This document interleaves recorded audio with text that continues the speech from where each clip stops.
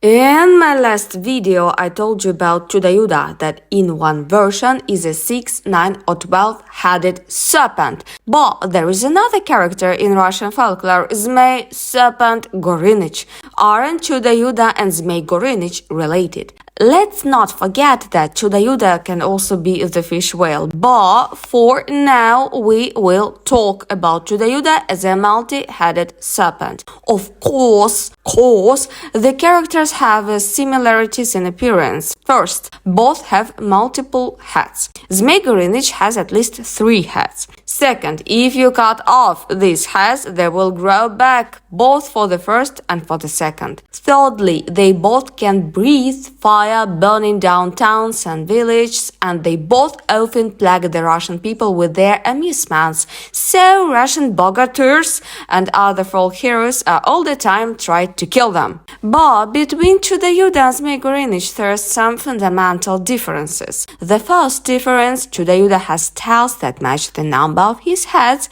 while Zmei Gorinich has only one tail. The second difference, Chuda-Yuda, a creature closely related to snake, of course to dragon, but mostly to snake, which cannot fly, while Zmei Gorinich can, so he ought to be closer to dragon more. In some tales, Chuda-Yuda lives in the bottom of the sea, in others in a stone palace with his 3 serpent wives and serpent mother.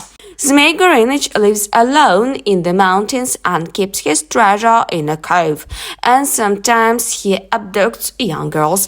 However, there are some Russian fairy tales in which the Zmei Gorinich also lives underwater. Chuda-Yuda and the serpent Gorinich are not the same thing. Chuda-Yuda is a collective image of dark house life force that attacked Russian lands. Like Idolish Pogane and Tugarin Zmei, Chuda-Yuda always has foreign roots, while the Zmei Gorinich is a purely Slavic character. By the way, there is a theory that the serpent is called Gorinich. In Russian, a mountain is Gora, mountains Gory, so not because he lives in the mountains, but because he's the son of Gorinya, one of the first Russian bogarters. I already told you about Idolish Pogane in the previous video about Chuda-Yuda, and I think it's time to tell you about another serpent, Tugarin Zmei. See you in the next video about a rich Russian culture. Oh, cool!